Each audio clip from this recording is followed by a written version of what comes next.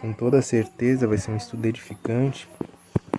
O GG já passou a primeira parte, falando brevemente o que é a teologia.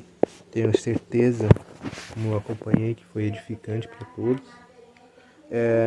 E necessariamente nós estamos aqui reunidos hoje para falar sobre uma parte importante da sistemática que trata sobre a Trindade. Hoje nós vamos estar tratando sobre a pessoa do Pai, que é Deus, na sua essência e na sua plenitude. Então, eu fiquei com essa parte, né? Vou estar dando início à sistemática da área da parte com o Pai, que vai falar um pouco dos atributos, um pouco dos seus decretos e um pouco da comprovação da sua existência. Vamos tratar um pouquinho, vamos abordar, né, introdutoriamente sobre a sistemática. Vamos abordar introdutoriamente sobre os atributos principais de Deus. E vou dar também uma menção básica sobre o que é e o que são os decretos. Então, vamos estar analisando aqui nesse estudo brevemente. Já quero lembrar aos irmãos que nós temos aí também um documento em PowerPoint com os tópicos desse estudo, se vocês quiserem ir acompanhando. Fiquem à vontade, sintam-se todos livres para fazer perguntas, para comentar sobre o estudo. Lembrando que nós temos o nosso Instagram, lá nós temos Tira Dúvidas também. Fiquem à vontade, irmãos.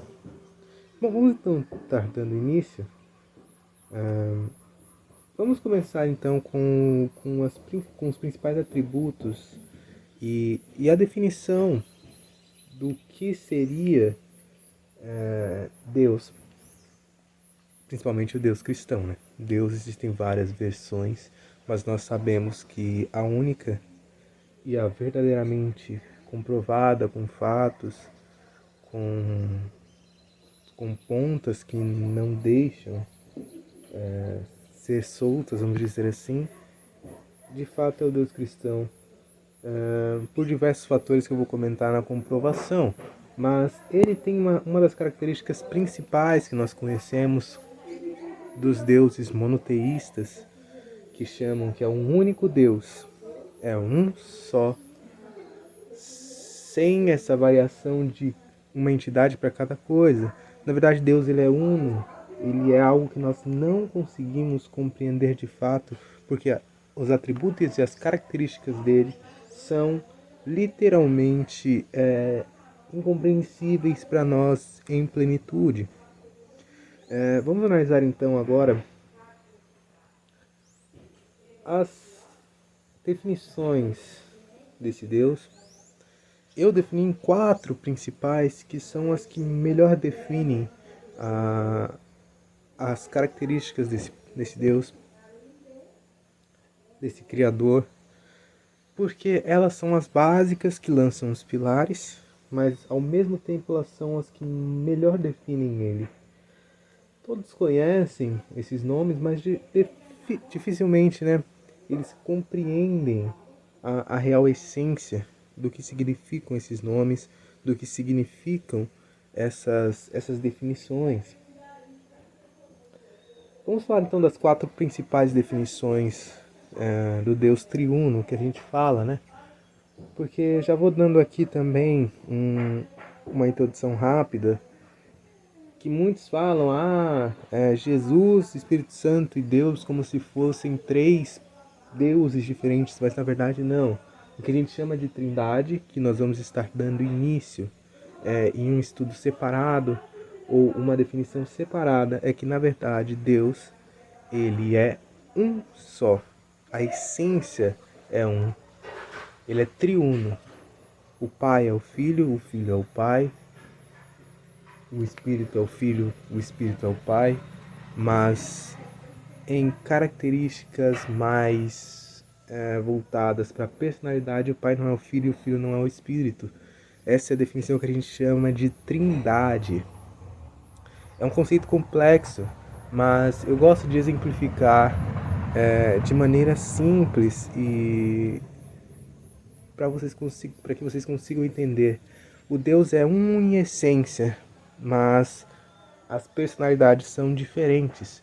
Então, o Pai é um com o Filho, que é um com o Espírito, mas eles não são três deuses diferentes, mas sim um só, que forma o que a gente chama de Trindade. É complexo, mas esse estudo vai ser mais aprofundado mais para frente, porque isso é matéria de discussão que aconteceu até no primeiro século, que nós tivemos as controvérsias arianas, as controvérsias voltadas para essa questão se Jesus era Deus e o Espírito Santo era Deus, entre outros pontos. Mas vamos voltar para as principais atribuições e definições que cabem para todos, certo? Mas agora relacionado, então, nós vamos estar falando da figura de Deus, do Pai, primariamente, ou da essência que todos têm. Vamos falar assim, a essência do Deus triuno. A primeira definição que eu coloquei aqui, ela é definida como onipresença. A onipresença, ela é uma definição ou uma característica única de Deus que é muito confundida com teólogos ou com teologias, mais precisamente para ser dito, é muito confundida com teologias que pregam um universalismo ou uma pluralidade de que Deus ele está em tudo, que o sol é Deus, que a pedra é Deus, que o chão é Deus, que tudo, que você está que você também é Deus. Então, ela é muito confundida com essa definição, e na verdade não. Onipresença, ela simplesmente é definida como Deus está, e vamos dizer assim, Deus não pode ser contido, ou ele pode não estar em nenhuma parte do universo ao mesmo tempo. Vamos dizer assim mais precisamente, não há lugar no universo ou no espaço físico em que Deus possa não estar.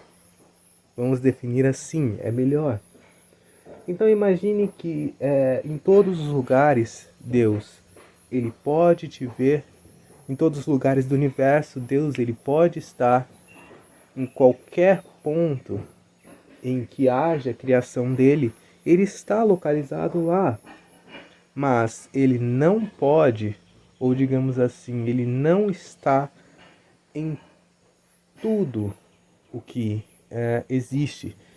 Não é porque o Sol existe que o Sol é Deus, mas Deus ele pode observar e estar contido no universo, no sentido mais amplo da palavra. Então vamos falar assim, vamos primeiro analisar um versículo bíblico que vai definir muito bem o que é a onipresença. Vamos para 1 Reis 8:27. Vamos ler aqui comigo. A versão que eu utilizo é a Almeida Revista e atualizada para esse versículo. Mas de fato, habitaria Deus na terra, eis que os céus e até o céu dos céus não te podem conter, quanto menos essa casa que eu edifiquei. Denote que Deus ele não pode ser contido, Deus não é uma pessoa física, ele não é um ser que possa ser contido pelo nosso universo. Ele simplesmente é uma força à parte, ou uma definição à parte. Então não tem como Deus estar na nossa matéria, mas ele está presente de diversas formas. Ele não é corpóreo como nós, mas ele está presente em todos os locais. Vamos dizer assim, não é porque Deus está presente aqui que ele é aqui. Não sei se vocês conseguem definir. Deus é separado, mas ele está de olho. Ele está em todos os locais.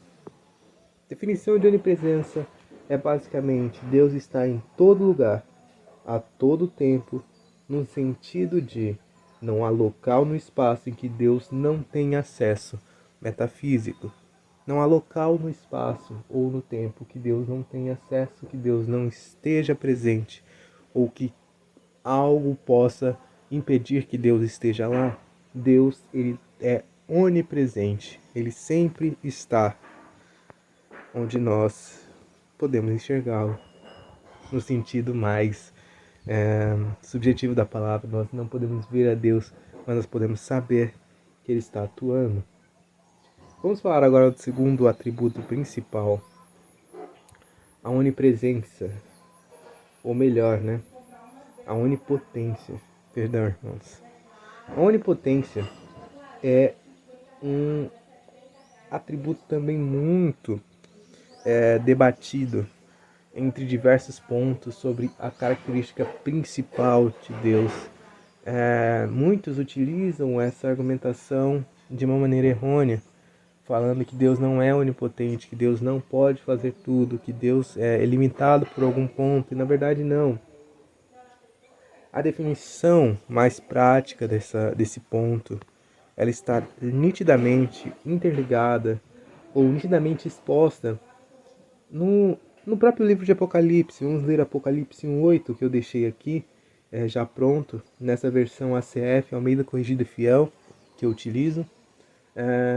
Eu sou o Alfa e o Ômega, o princípio e o fim, diz o Senhor, que é, que era e que há de vir, o Todo-Poderoso.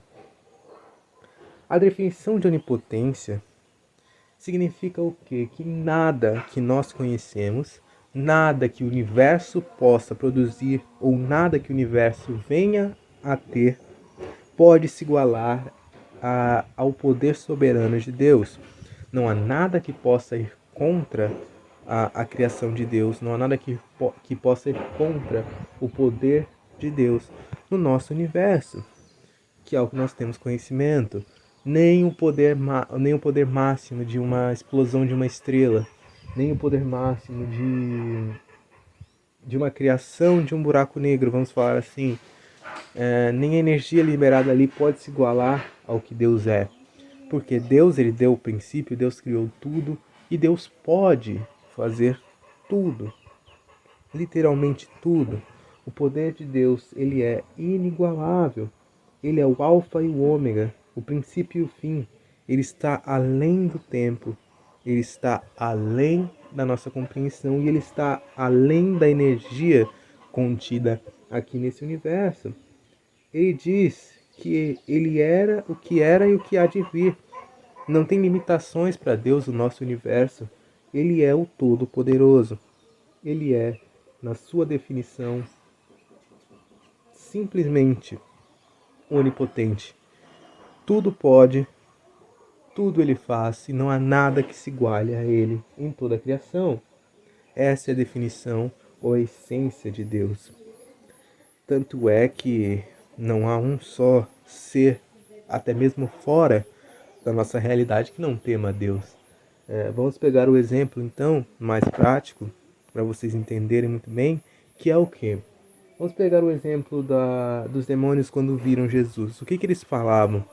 Eles falavam, ó Jesus o Nazareno, vieste nos atormentar antes do tempo? Até os demônios que moravam fora do nosso universo, que estiveram em um reino à parte, eles sabem quem é Jesus, eles sabem quem é Deus. E eles temem, porque eles sabem que nada podem fazer contra o Criador. Então a definição de onipotência é: Deus é um ser todo-poderoso em sua plenitude e definição. As Escrituras o definem como inigualável e nada pode o impedir. De maneira mais precisa, nada pode ir contra, nada pode ir simplesmente contra o seu inigualável poder. De novo, existem controvérsias, muito cientes de maneira mais simples e mais primária. Vamos falar de onisciência da maneira mais pura que é possível você falar de onisciência. Salmo 147:5. Grande é o nosso Senhor, soberano e tremendo é o seu poder.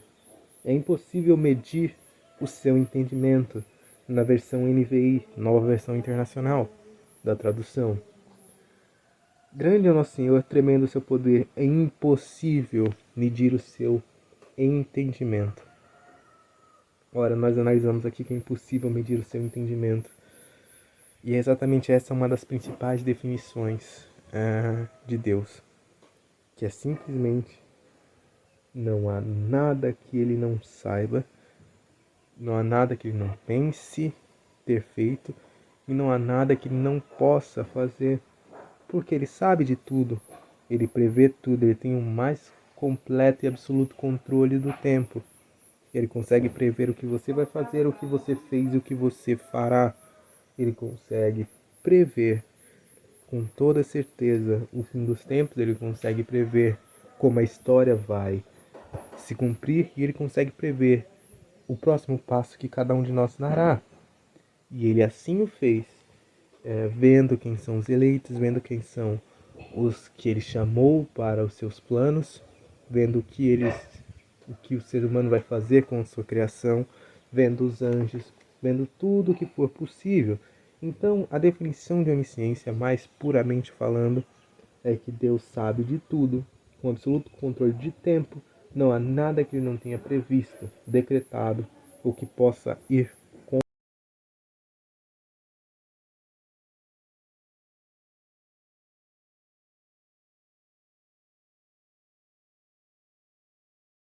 Bom, a santidade é um dos principais pilares em que o cristianismo, ou que os ensinamentos de Deus estão fundados, pois ela é uma das suas principais características e um dos seus principais atributos, pois é nela que está todo o fundamento da salvação, todo o fundamento da sua pessoa, pois é na santidade de Deus que está espelhado os ensinamentos contidos dos 10 mandamentos, é na santidade de Deus que está espelhado os ensinos de Jesus, é buscando a esse Deus que é triplamente santo que nós estamos focados.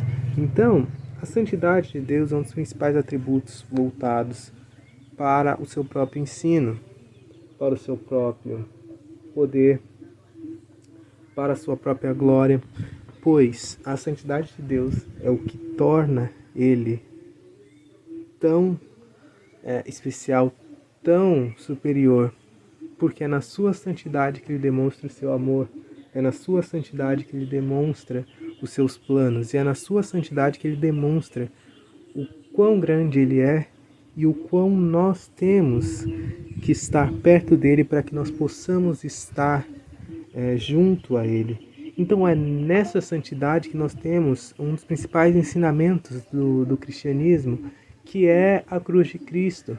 Porque nós não podemos alcançar a Deus porque ele é um Deus triplamente santo e nós somos triplamente, vamos dizer assim, pecadores, no sentido mais puro da palavra, porque simplesmente pecar pode ser, uma das definições básicas, é ir contra a lei, ou ir contra Deus, ou ser rebelde, assim como Adão foi, assim como Eva foi.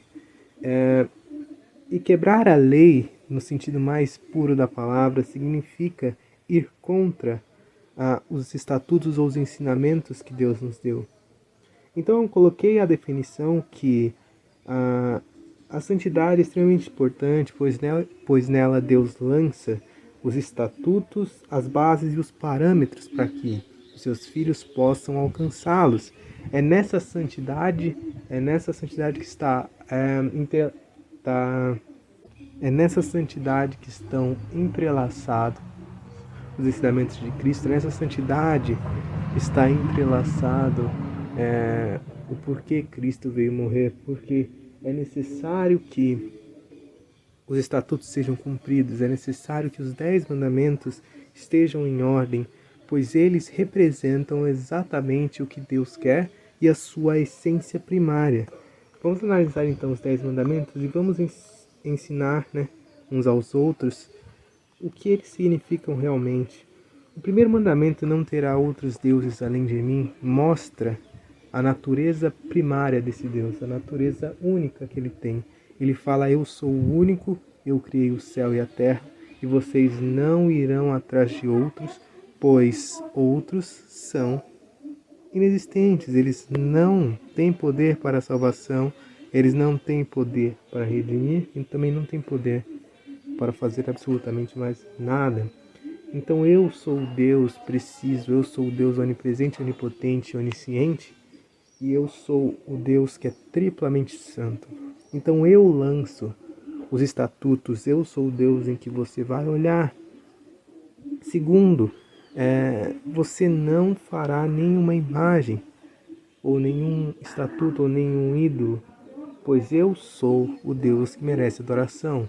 Você não adora um pedaço de madeira, você não adora criaturas criadas, você não adora nenhum outro objeto, até mesmo um carro ou outros pontos, você não faz nenhuma imagem esculpida, pois simplesmente elas não têm poder, elas não salvam, e eu não desejo que façam imagens de mim, pois eu não me apresentei dessa maneira, assim como os pagãos, assim como os outros faziam.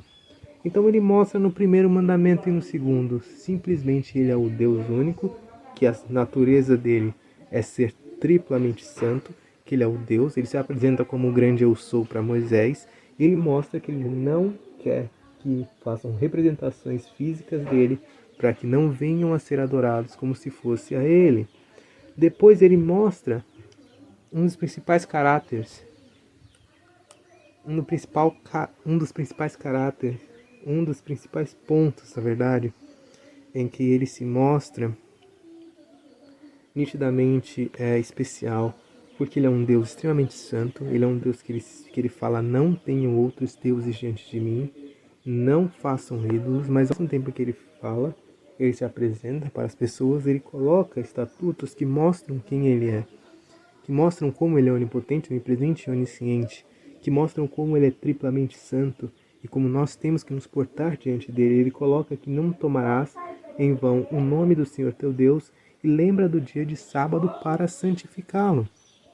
Note que aqui ele está falando aqui, olha, tratem o meu nome com respeito como ele deve ser tratado. Não utilizem em vão, não utilizem para qualquer coisa. Não utilizem como se fosse pouca coisa, como nós vemos atualmente muitos ensinamentos vãos, muitos gritando pelo nome de Deus, muitos utilizando o nome dele para qualquer coisa, para ganho político. E isso é extremamente desonroso para ele, porque ele é triplamente santo. O nome dele carrega um grande poder.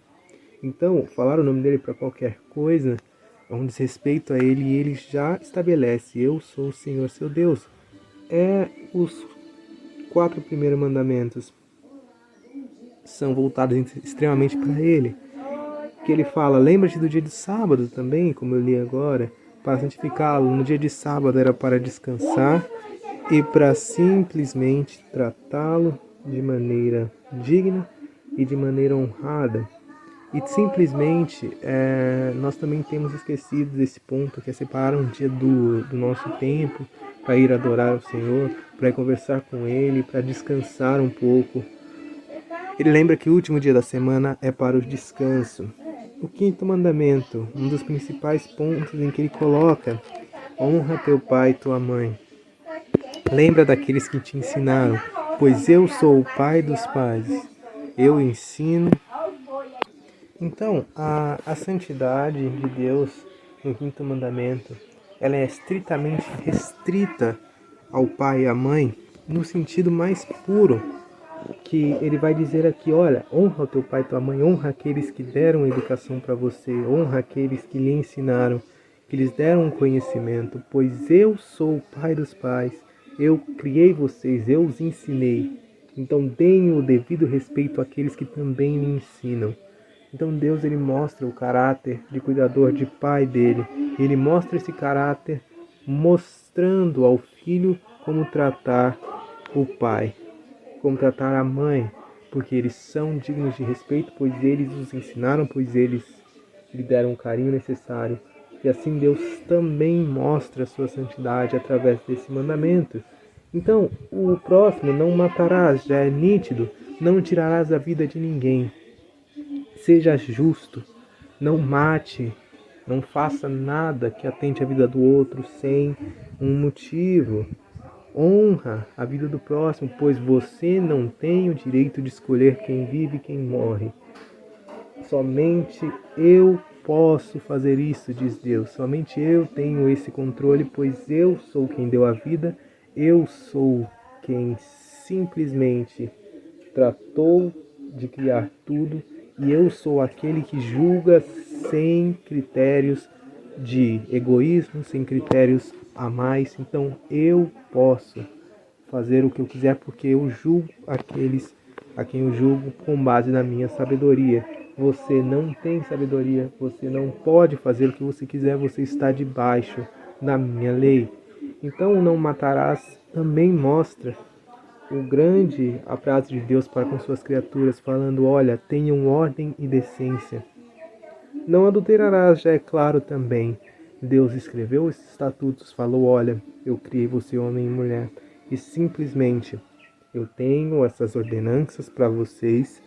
Vão, se casem, por favor, se tornem um em carne, mas não busquem outras mulheres, não busquem satisfazer os prazeres da carne, não busquem tratar a outra de maneira incorreta, pois eu sou um Deus triplamente santo, eu estabeleci isso para vocês, agora tratem com a devida honra que eu dei para você. Não furtarás, não tome aquilo que não é seu, não furte, não roube, não conte mentira, não darás falso testemunho, não calunie o seu próximo, não invente histórias e não cobice, primariamente, não fique de olho na terra dos outros. Todos esses mostram as características de Deus, um Deus santo, um Deus único, o primeiro mandamento, um Deus que é puro, um Deus que depende simplesmente dele mesmo, ou de um Deus que não tem imagens, ou um Deus que não divide a sua glória. O segundo mandamento, um Deus extremamente honrado. O terceiro mandamento, um Deus que cuida das suas criaturas e exige ou pede para que guarde-se um dia para conversar com Ele, para cantar sobre Ele, para falar sobre Ele. Um Deus zeloso com suas criaturas, um Deus que quer um relacionamento com eles, um Deus que me ensina a honra, um Deus honrado, que ensina o conhecimento, que ensina o respeito daqueles que sabem mais que você. Um Deus que preza pela vida, um Deus que preza pela purificação, ou que preza pela integridade do casamento, ou que preza pela integridade das relações amorosas entre as pessoas. Um Deus que preza também pela honestidade no sentido mais puro da palavra, que preza pelo trabalho do próximo, que preza pelo bem das suas criaturas, que preza para que as pessoas tenham igualdade, para que as pessoas tenham seus objetos, para que as pessoas não tomem aquilo que não pertencem a elas. Um Deus justo, um Deus igualitário, um Deus extremamente verdadeiro, um Deus que não mente, um Deus que não conta mentiras, um Deus que não calunia, que não inventa. Ele simplesmente constata fatos. E um Deus que não olha com cobiça, que não olha com inveja, que não olha o bem do próximo ou a sua criação como algo extremamente precioso, no sentido de poder roubar, no sentido de querer ter mais, ou no sentido mais amplo da palavra. Agora eu vou fazer uma breve menção aos decretos. Não vou me aprofundar aqui nos decretos, porque isso é tema para um estudo separado que provavelmente nós teremos daqui a algum tempo. Mas, resumidamente, eu vou ler aqui a definição do que são os decretos e vocês vão buscando conhecimento, vão buscando ler mais sobre os decretos, porque é um assunto muito extenso. Eu não terei tempo para brevemente comentar sobre esse assunto. Então, os decretos são as ações de Deus através de seus planos sobre o tempo e o espaço. A vontade de Deus e seu plano para a salvação fazem parte da sua vontade. Tudo está englobado nos seus planos. Os decretos são simplesmente a constatação que seus planos seguirão por um caminho que ele deseje. Nitidamente nós temos os decretos como sendo a vontade plena de Deus em cima da criação e a constatação que seus planos seguirão por um caminho que ele deseje. Esses são os decretos. Depois teremos um estudo mais aprofundado, porque agora eu vou falar de 3 das principais comprovações atuais da existência desse mesmo Deus, ou da existência que comprove que ele existe. Nós temos o argumento cosmológico Kalam, que nós chamamos de argumento do motor inicial, precisamente tratado por São Tomás de Aquino, entre outros filósofos, ou entre outros pontos interessantes, que diz simplesmente aqui que simplesmente se o universo teve um início, teve um ponto inicial, esse ponto inicial teve que ter uma causa. E esse universo tendo uma causa, ou seja, um motor inicial, prova que Deus existe. Porque nós temos a teoria Big Bang, ou a teoria do grande boom, se você quiser chamar assim, né? Nós temos uma expansão rápida do universo com um ponto de início. E esse ponto ele necessariamente demanda ou pede para que haja um Deus ou que haja uma faísca inicial, pois nada surge do nada e nada vai para o nada. Simplesmente as coisas aqui tiveram um início. Então, imagine que um ponto inicial teve que se ter uma faísca para iniciar. Esse é o ponto básico do argumento cosmológico Kalam. De novo, eu vou fazer um ponto específico sobre apologética, eu vou apresentar cada ponto com cada ilustração. Aqui é só uma breve introdução para vocês compreenderem o que cada nome quer dizer e como existem comprovações de que Deus existe, com vários argumentos de diversos teólogos. Nós temos também um argumento da sintonia fina, que é o argumento em que a criação do universo, ou a composição que o universo está, é tão precisa que não há como não haver um Deus.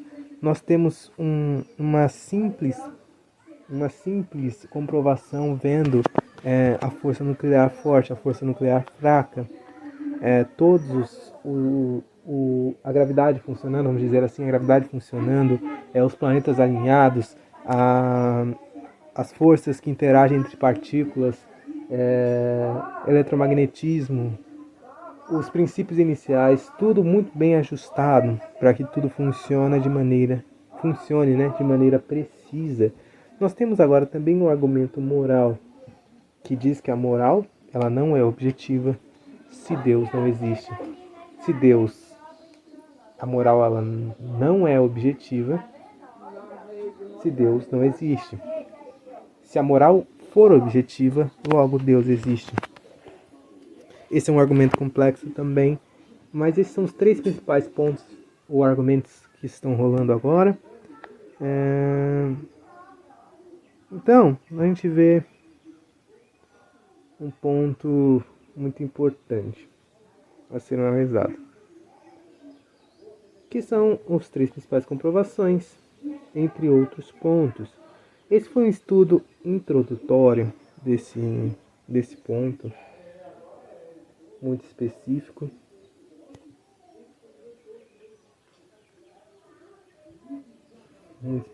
Né? Tratando de outros assuntos, tratando de outros temas, como foram ficando aqui, né? Vai ter um estudo sobre apologética, vai ter estudos sobre cada um dos argumentos, vai ter estudos sobre decretos, vamos ter que aprofundar mais os estudos sobre a comprovação de Deus, entre outros pontos. Então, simplesmente nós temos um estudo introdutório que apresenta os diversos pontos, apresentam os atributos de Deus e apresentam as suas comprovações e um pouco dos seus decretos. Então, com toda certeza, vamos tratar mais para frente desses assuntos separadamente, mas de básico sobre a comprovação, sobre o Pai, é isso que nós teremos introdutoriamente. Tá certo, gente? Fiquem na paz. Vamos falar mais à frente sobre um estudo mais aprofundado, mas agora nós vamos simplesmente estar dando uma introdução, colocando vocês a par do que nós vamos falar, e depois nós entraremos em assuntos mais densos.